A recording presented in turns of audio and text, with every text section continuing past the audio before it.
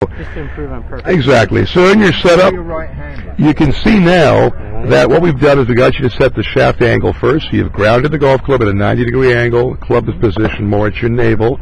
Then you've positioned your spine angle with a little tilt, like a ski jumper, similar to me.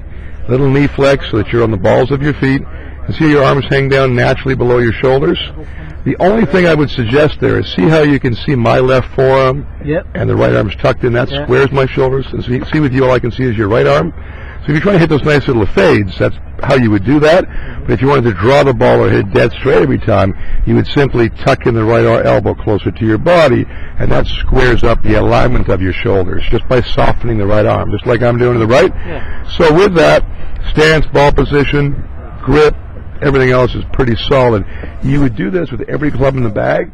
It's going to be pronounced, though. When you get a driver in your hand and the ball and club are forward, you're going to really have to tilt that shoulder and arm back to keep them perpendicular. Because most of us put a driver forward, the shoulders will automatically open up even more because of the length of the club and the ball position from that point. So what you had done earlier, your golf shaft was positioned up at your upper sternum area because you had put your setup down first and then raised the club up to accommodate your body angle. So we've just reversed the routine from point one onward in your pre-shot. So that's pretty much the key for you. You might want to go to shoulder wide for your driver and stance width and stay just a hair inside that for your short and middle length golf clubs. So those are the keys for all your setup routines. The one thing you want to make sure of is that once you get there, most of these guys do this. I saw at the golf tournament I was at, they freeze up.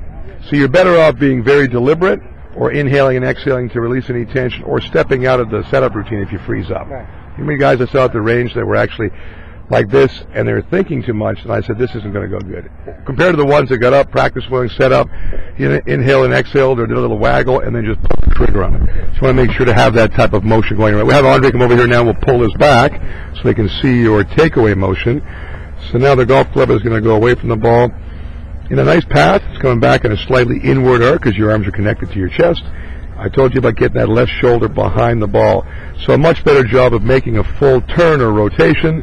There's the top of your swing, just past parallel, which is fine. And on the way back down, you can see your arms drop down.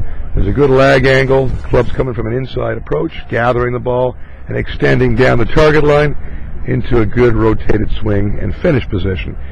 So all in all, pretty solid, and there's some stuff earlier I thought I had to rip apart, and it's pretty solid. Look at the rest of it now.